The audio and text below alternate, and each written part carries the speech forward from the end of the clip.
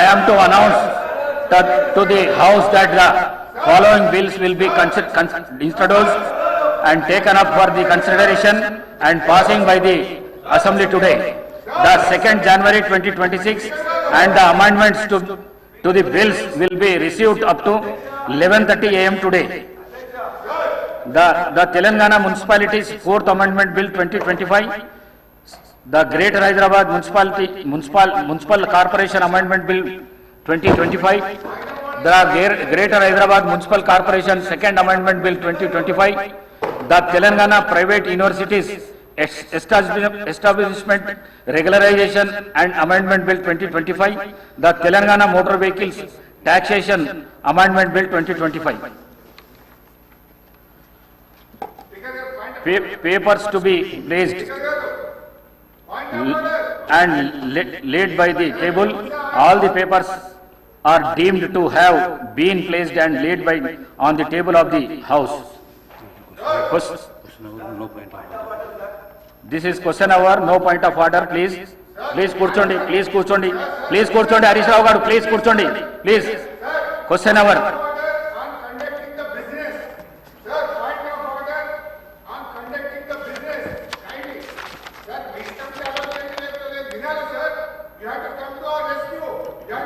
Question number 1363.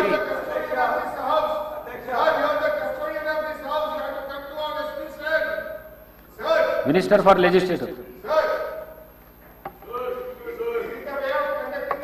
Sir, మొదటి ప్రశ్నకు సమాధానం. మూసీ నది తీర అభివృద్ధి ప్రాజెక్టు కోసం సమగ్ర బృహత్ ప్రణాళికను రూపొందించడానికి Messrs Meinhardt Singapore private limited వారు లీడ్ మెంబర్గా, Messrs Cushman and Wakefield India private limited, Messrs RIOS design studio private లిమిటెడ్తో కూడిన కన్సార్షియంని MRDCL నియుక్తం చేసింది.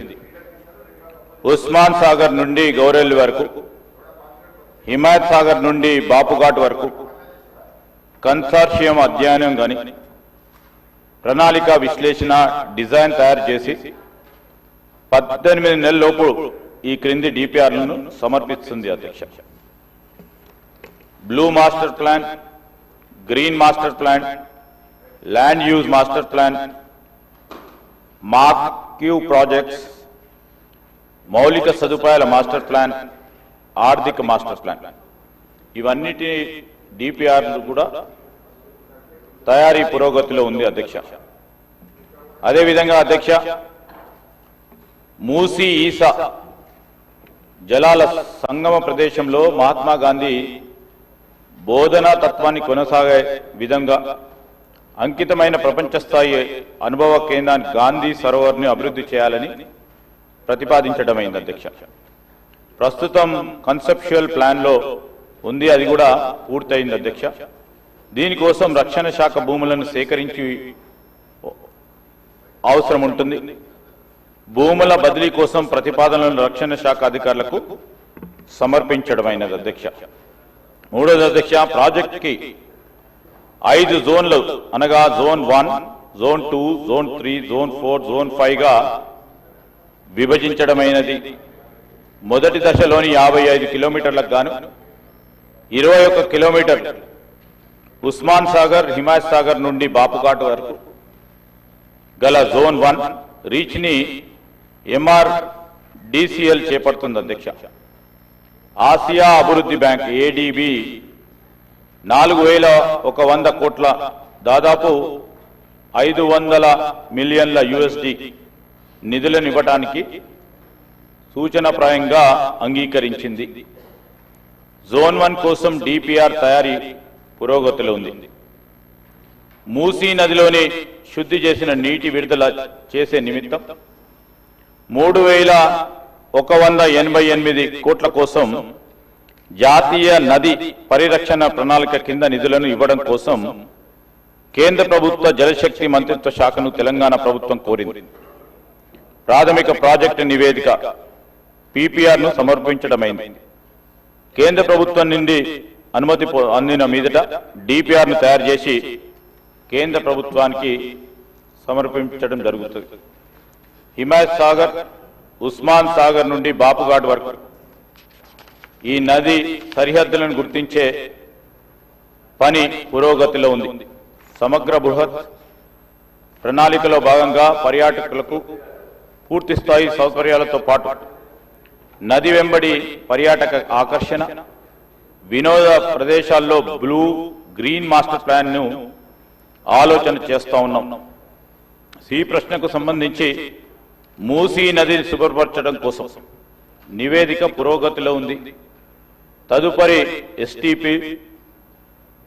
ఎస్టీపీలను, మురుగునీటి నిరోధం, మళ్లింపు నిర్మాణాలు, ట్రంక్ మురుగు కాలువల బృహత్తర ప్రణాళిక ప్రతిపాదనలు భాగంగా ఉన్నాయి.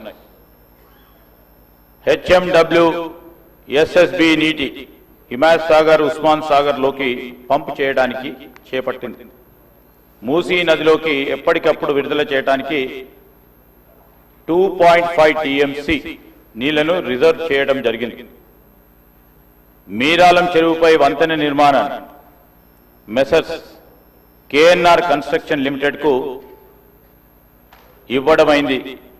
11/10/2025 తేదీల ఎంఏయుడి శాఖ జిఓఎంఎస్ 791 ప్రకారం అంగీకార లేఖ ఎల్ఓఐని కూడా జారీ చేయడం జరిగిందని మీ ద్వారా గౌరవ సభ్యులకు తెలియజేస్తా ఉన్నాను. శ్రీ బాలు నాయక్ గారు.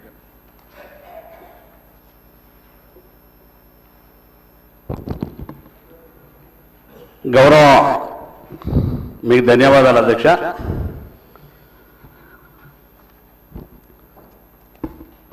మంత్రి గారికి ధన్యవాదాలు. మూసీ నది సుందరీకరణ, మూసీ నదిలో మరి రోజు కాలుష్యం ద్వారా మరి ఒకనాటు మహానది అయినటువంటి మూసీ నది